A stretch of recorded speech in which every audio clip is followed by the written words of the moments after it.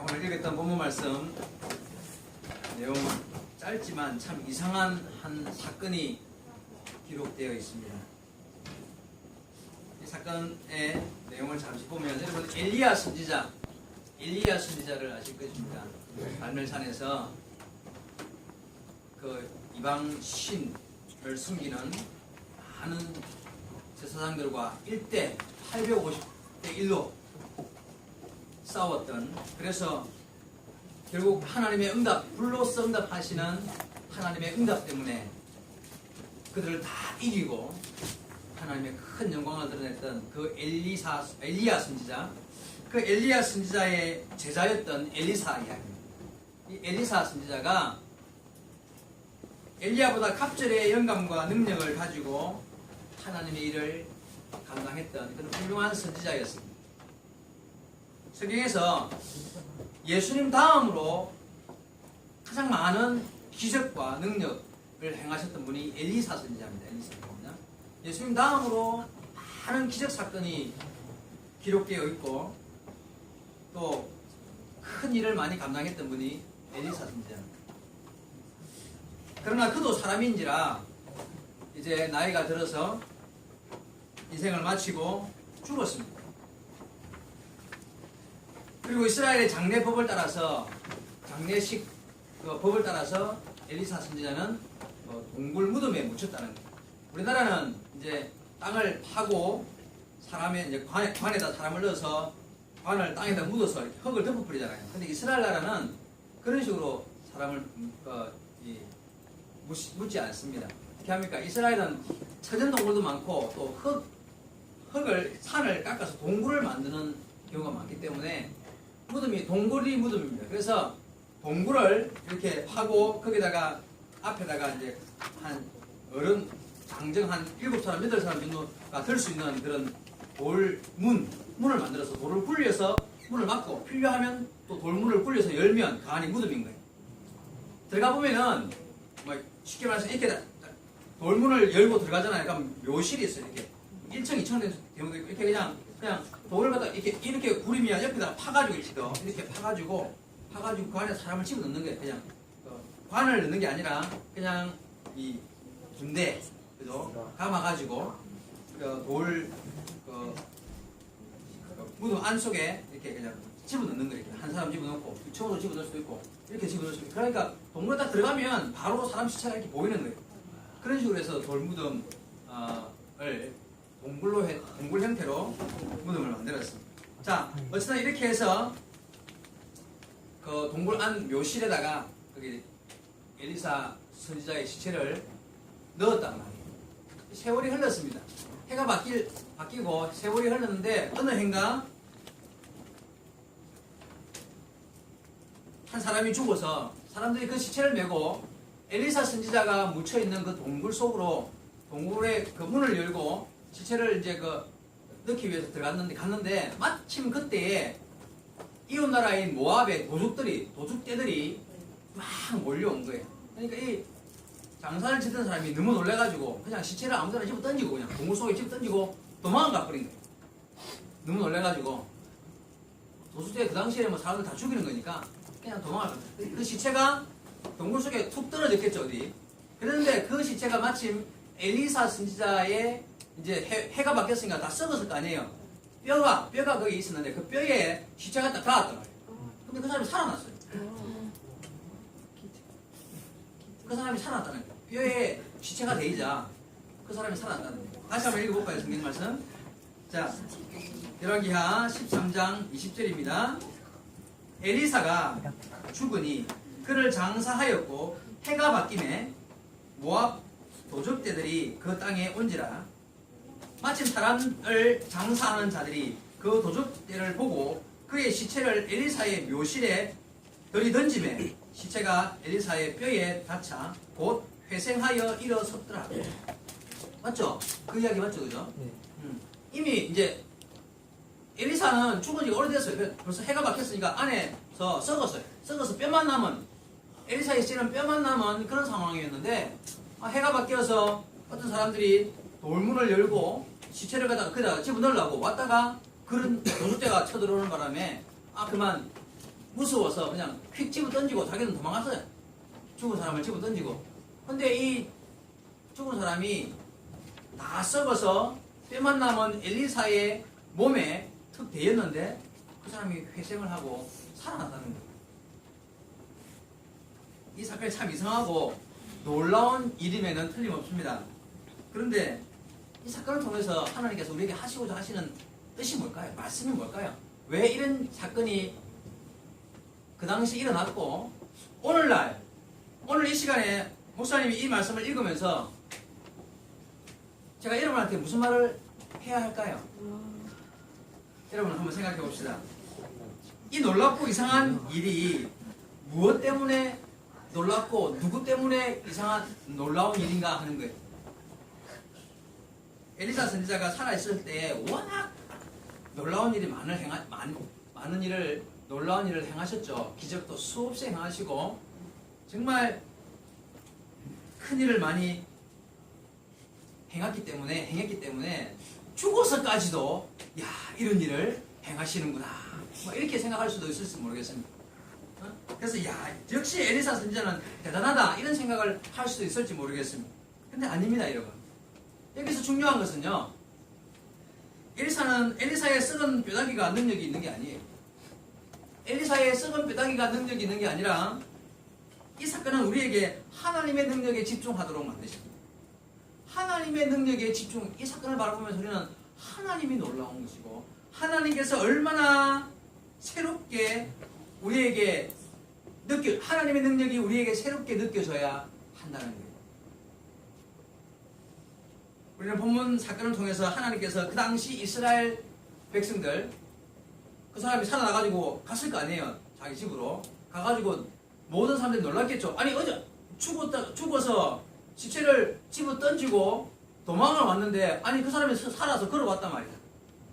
도대체 어떻게 된 거냐 하고 알아보니까 이 사람이 엘리사의 묘실에 떨어져 갖고 거기서 아마 엘리사의 이 몸에 붙었다가 살아났구나. 그걸 사람들이 알게 됐을 거 아니에요.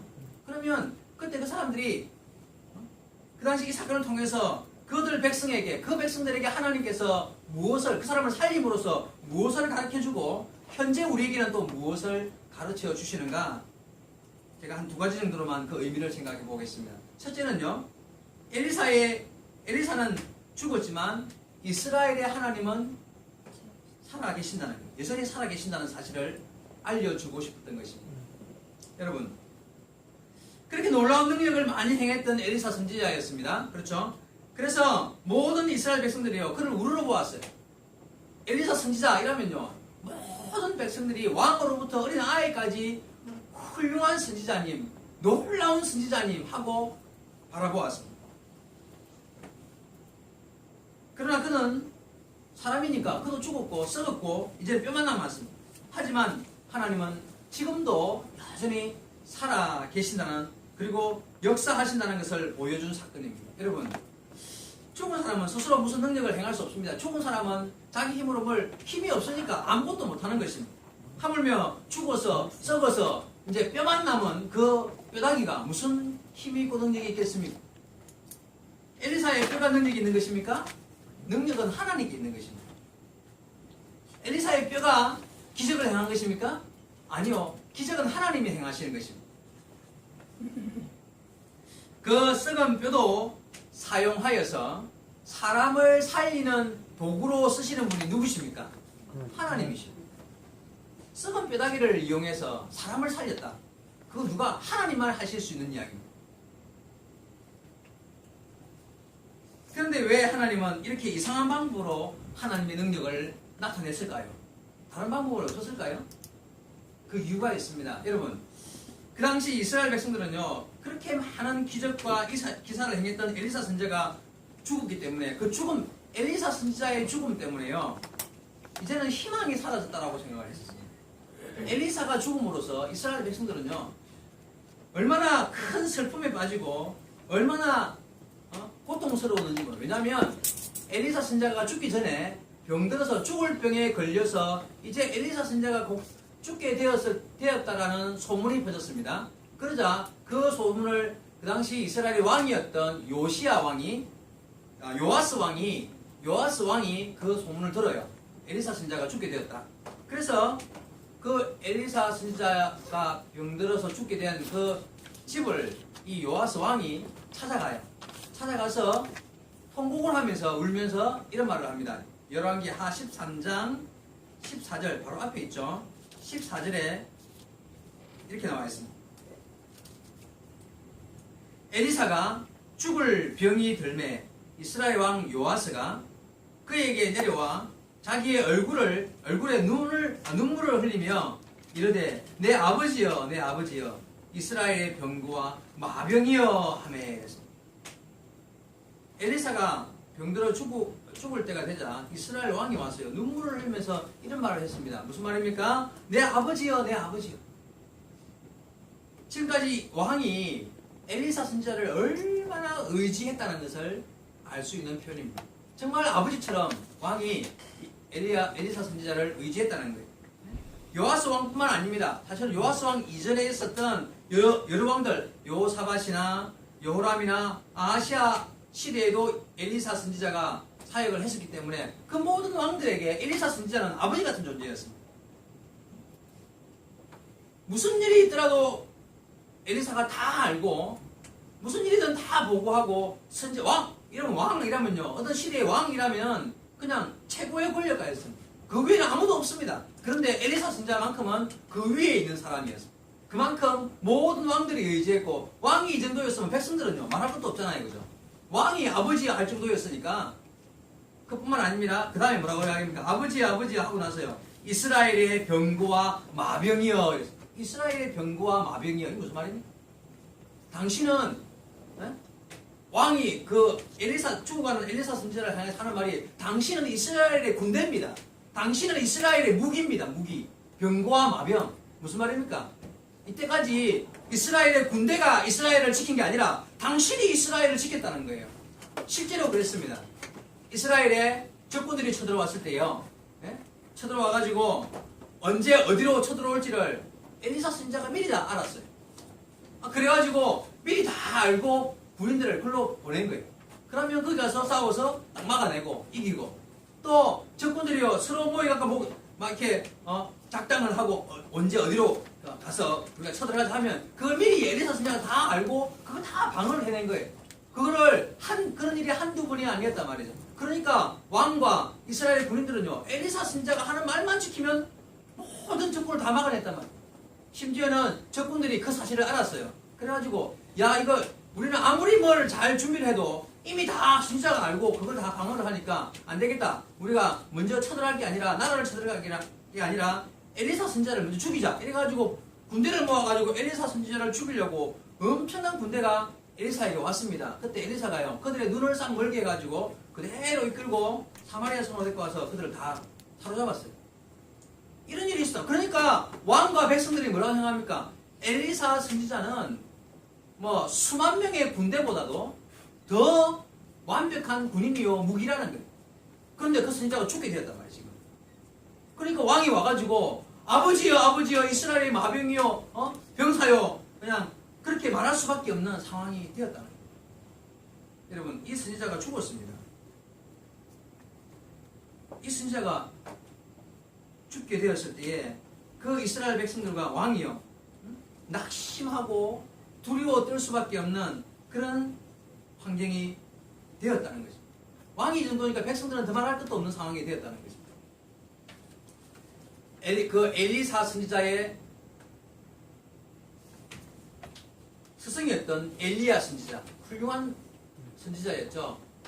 그가 죽을 때에 엘리사에게 그 영감을 물려주고 훌륭한 일을 다시 할 수 있도록 엘리사가 이어받았습니다. 그런데 엘리사에게는 제자도 없었죠. 원래 뭐 게하시라는 종이 있었지만 그는 나만 장군의 그 문둥병 사건 알죠? 그것 때문에 오히려 자기가 문둥병 들어가지고